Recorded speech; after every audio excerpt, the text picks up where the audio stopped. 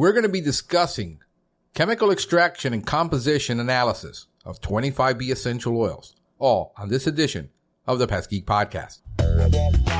Pull out your hose and grab your can. We're about to integrate another Pest Geek Podcast. Hi, everybody. Frank Hernandez here, and welcome to the Pest Geek Podcast, bringing you the latest information on pests, products, and politics from today's leading industry sources to help you start, manage, and grow your pest control business. Hey, welcome back. Welcome back to another edition of the Pest Geek Podcast. I am your host, Frank Hernandez, here every week discussing all things pests. Hey, we're going to be discussing basically how essential oils are analyzed for extraction and also analyzed for what is extracted, the composition of essential oils, and how do those key components control pests or help control pests. And to get a little bit more scientific understanding of this, because it's something that I've been working on for a very, very long time. I'm getting close to about 10 years of working on eco-friendly pest control. We were eco-friendly before anybody in the industry was even trying to discuss it. There's probably only, a handful of key players doing this, and I knew that this was going to be kind of the future. We're not a 25B company. We use 25B products, and we have 25B, we have natural, and we have organic. And those are three different things that are not synonymous. They're not the same. Natural, organic, and organic and 25B are not synonymous. They're not the same thing. When you want, and we can provide our clients with a NOP, National Organic Program, certified, that all the products that we're using are NOP compliant. We can have a client that we can have an NOP compliant, but insist that we use OMRI certified products. And we can do that. We have the testing that we have done to do the organic certified program. We also use in those programs 25B products, but 25B products are not the only thing you can use for organic production, or organic services. So it all depends on what the client wants, and we can customize something for them. We've gotten really good at this. We've been doing serious work on it for about 6 years in the field. While people have been theorizing about it. And we're not a product manufacturer. We work with them to develop these programs. And what I've done is for 9 years is try to figure out how we could bring it into lawn and ornamental, which is where most of the studies are. And so we picked something that was already being studied, not in lawn and ornamental, but it was being studied in nursery environments and grower environments and in agriculture. So it was the natural transition for us, since our major market was lawn and ornamental. So we made that transition and progressively did it. And then progressively we weaned away from synthetics in the home. And then progressively we got more and more away from it, to the point where we're probably almost 80% right now natural in the home without synthetics in a lot of the products that we use. Outside, we're probably about 50% during the year. We can rotate it, and we reduce the amount of pesticide, not only with IPM, but with using natural and organic products incorporated into our services. So it's not like we're mixing natural and synthetics together and then, applying that and getting results. No, we're reducing the amount applications progressively of synthetic products inside and outside. So outside, we're probably 50%. Indoor, we're probably 80 with pure IPM. We only treat indoors absolutely when a pest is spotted. And then we try to use the organic, natural, or other option that is neither chemical. A lot of the times you don't need a chemical solution for this. And we're, by the end of the year, we will probably be completely about 80% natural, organic, or 25B option for our clients. And we're working right now. We've got 3 solid programs that are working that we've developed over 5 years, and now we're focusing on 2 more this year. So That's where we're going because we know where the market is going. We know what the client demand is going to be. We understand it because we've seen the analysis in not only, we don't look at the pest control industry for this information. We look at other industries that sell these products and the demand for them. And then it's just a natural transition because there's market acceptance. And that's where you have to be looking at is what is going to be the market acceptance for this product. If you can get 10, 12, 15, 18% market acceptance, you're at a tipping point. And that's where we want to be right now, is at that tipping point of the industry, because the 25B natural, organic, whatever you want to call it industry, it's in its infancy. I mean, I would say it's probably getting out of its an embryonic state. But it's still in an infancy. It's nowhere near walking on its own and getting there. There's just not enough acceptance. I mean, think about it, guys. It took us over 10 years from the time that gel baits were introduced for roach control for the industry to accept it as a legitimate practice. Today, there are still guys out there who are refusing to use gel bait, insisting on doing cleanouts the old-fashioned way, like the way that Bugs Burger used to do it, where you pulled every single thing out of the cabinets and you hosed everything down with an insecticide. They're insisting on that. Their guys are still insisting on doing everything with chemical Actazole to get roach control. It's still not even accepted in the industry as 100%. Yet it's been around for 30 years now?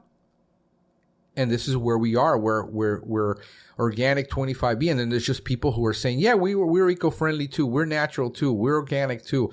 And all you're doing is just replacing a pyrethroid with a natural spray. That isn't really being eco-friendly. That is not really an eco-friendly option, because if you don't have experience using it, you're going to fail. My goal is, hey, look, here's the information.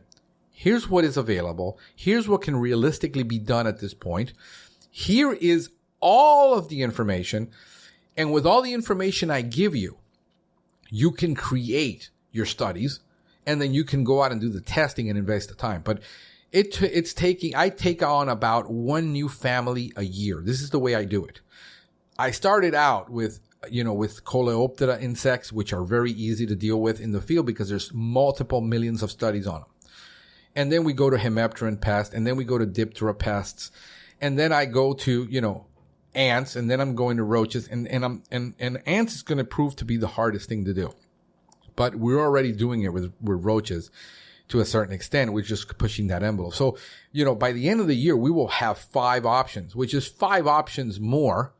We're talking about rodent control that's organic and natural. 5 options more than anybody else has in the industry. And this is where we're going.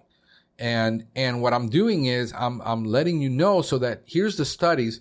Here's what you can understand, and here's what has already been published. But understand that the studies, by the way, are still in infancy, because there isn't any real serious study going on in the field. I mean, we've got series studies. Listen, we got series studies going on maybe 15, 20 years on roach control in urban populations. I mean, it's not like we're that far advanced. So what is the chemical extraction and composition? What you got to understand about 25B products, oils, is that they're very, very, very complex.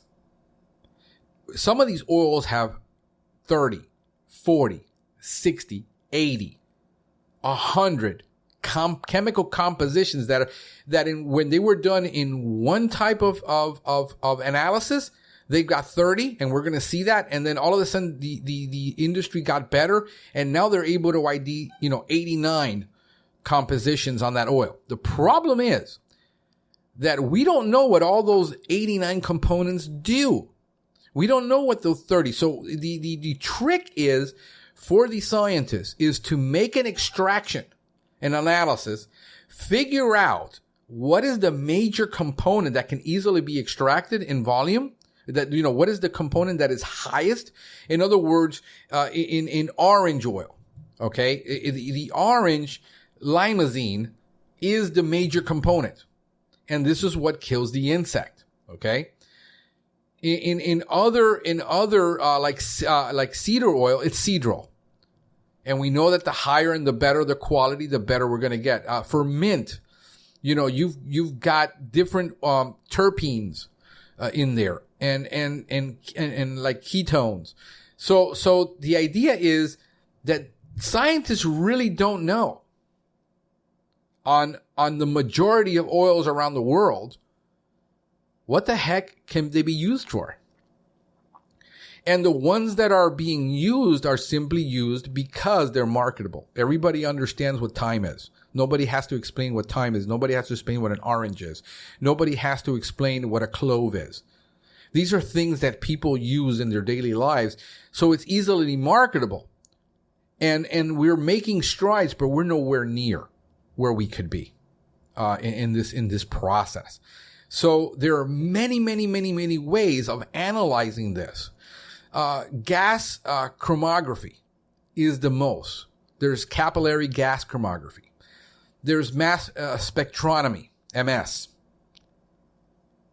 Chemometric resolution, olfactometry, and multidimensional gas chromatography.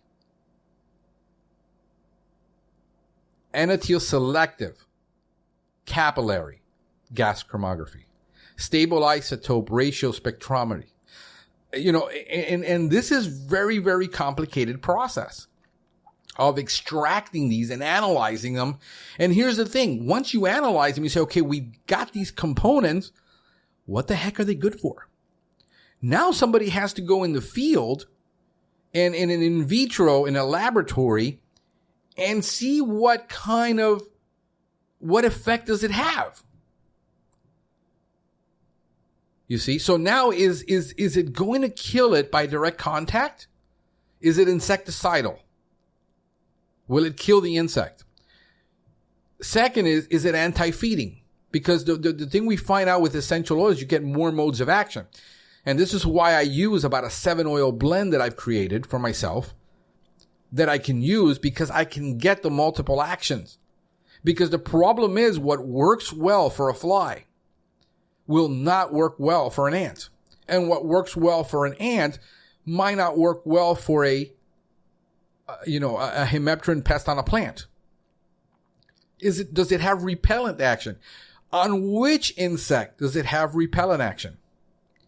Is it oviposition deterrent, meaning that the insect will not lay its eggs there, which is another way of controlling something. If they can't grow in that area and they can't multiply and breed, then you got control. See, it's not always killing. So if you can, which one of those components has the oviposition deterrent? Which one components actually becomes a natural growth regulator, an IGR? And which one of these have anti-vector activities? Now, if you asked you're buying a product, and I want you to take this information and say, okay, what are the modes of action of your oil on which insect? See if they can tell you.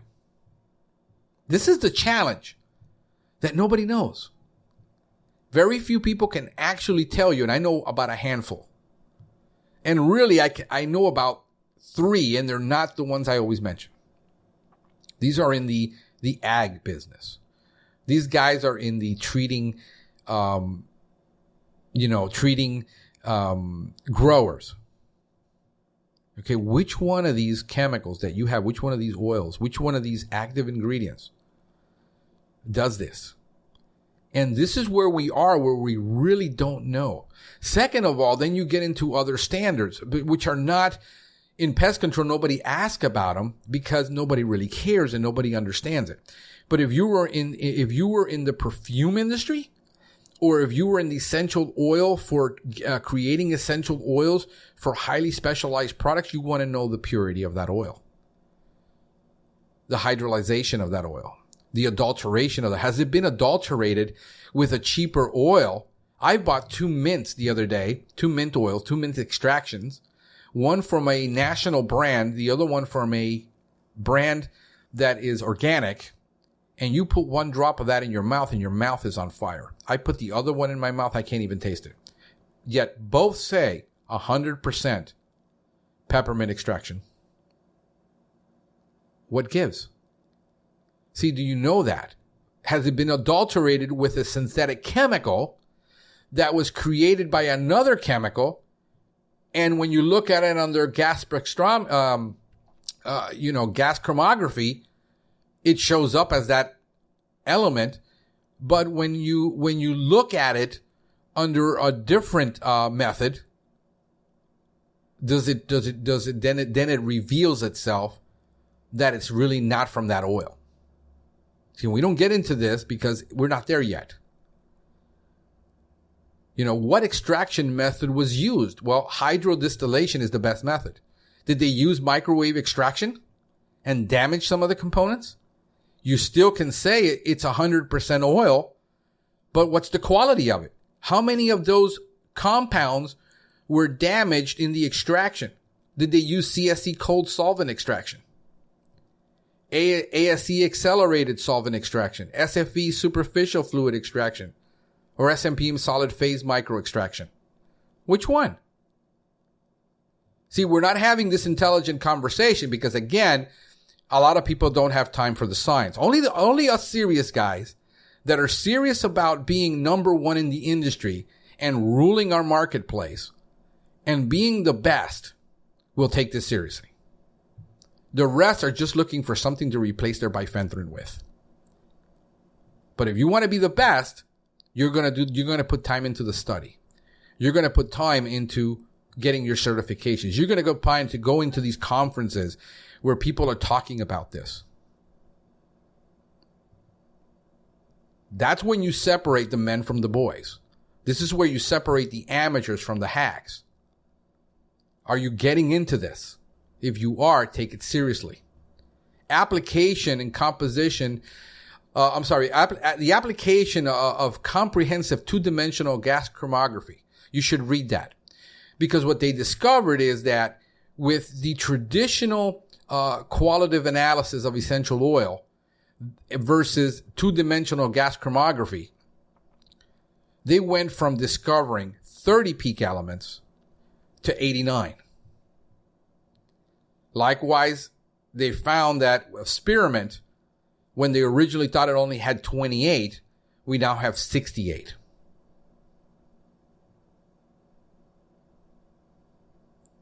You see, so we were going from in one study we went from 18 to 52. I mean, that's more than threefold the amount of components that are discovered. And when these components are discovered, then they publish the study. Then we can say, geez, I wonder if I did a study with this, what will I get? Because they did a study with this in China on this insect, and it's in the same family as this insect I'm trying to control. Get the picture?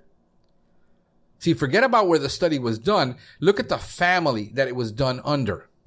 This is why it's so important to understand insect taxonomy. And most people don't care for this stuff. Frank, you're boring me to death right now.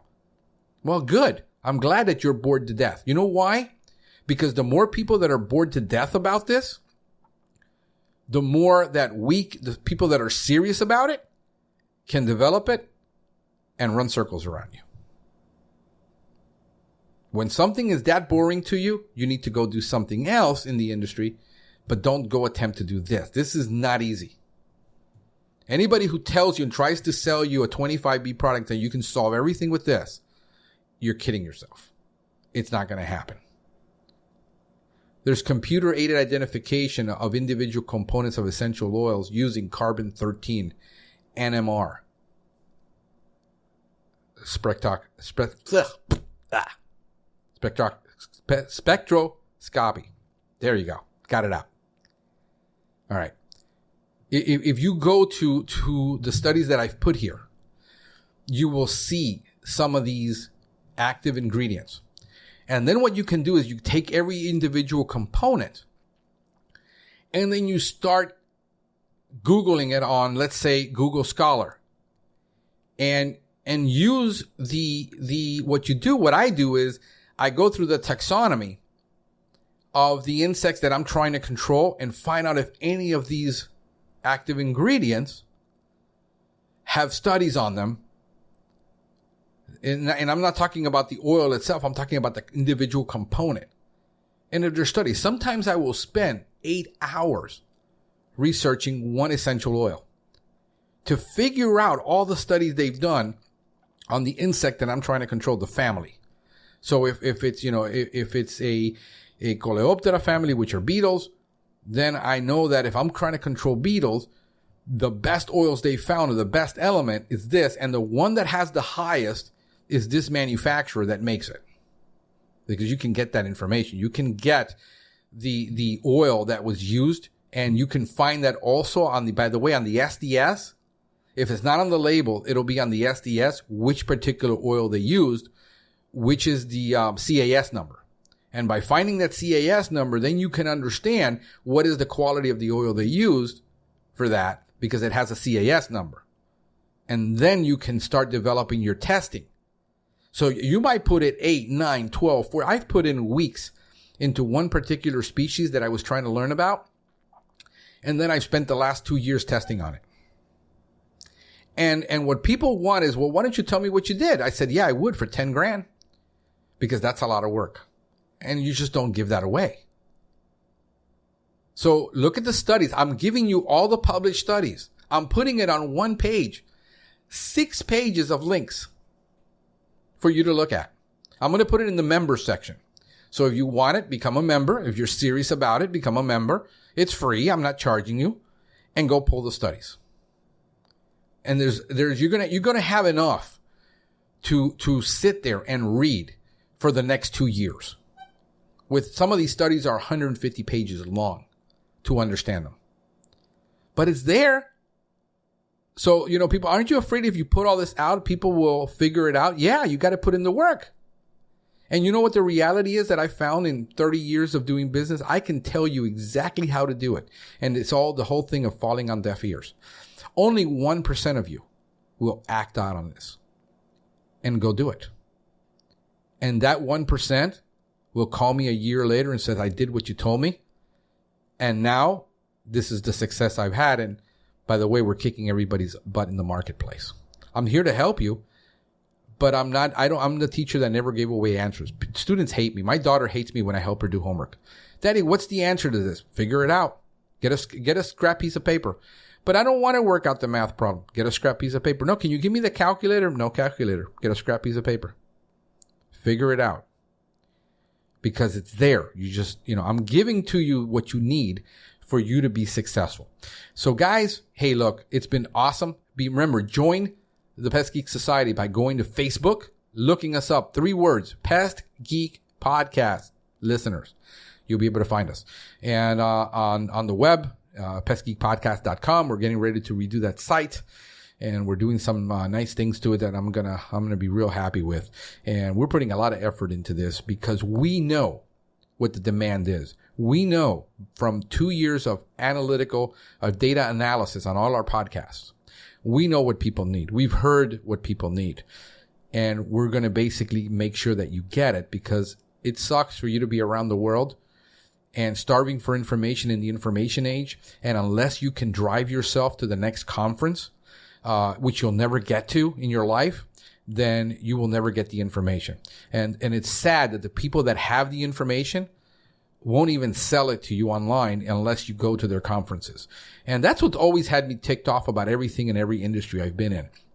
That unless you come to our service, unless you come to our event, unless you come to our thing, you can't have what we have. And in the information age, that is just total BS. So you know what? All you conference guys that are doing conferences, sell your conferences. You'll make more money sitting from your laptop at home selling your conferences than you will traveling halfway around the world, leaving your family behind, and helping pollute the environment, taking jets. I don't know. Figure this out. But, in the information age, like I said, I'd rather pay full price for a conference, not have to buy hotel, food, and travel there, and sit in my conference and eat the next 8 hours in my underwear of content than having to sit there and put up with all that. I mean, I'm just, I'm 47 years old, and I'm a millennial. So, go figure that one out. Hey guys, hope it's been fun. Have a great one. I will see you tomorrow. Take care. Thank you for listening to the Pest Geek Podcast. If you have enjoyed the Pest Geek Podcast, please give us a rating, write a review, or subscribe to the channel. You can join the Pest Geek Society by visiting pestgeekpodcast.com. Thank you for listening. See you next time.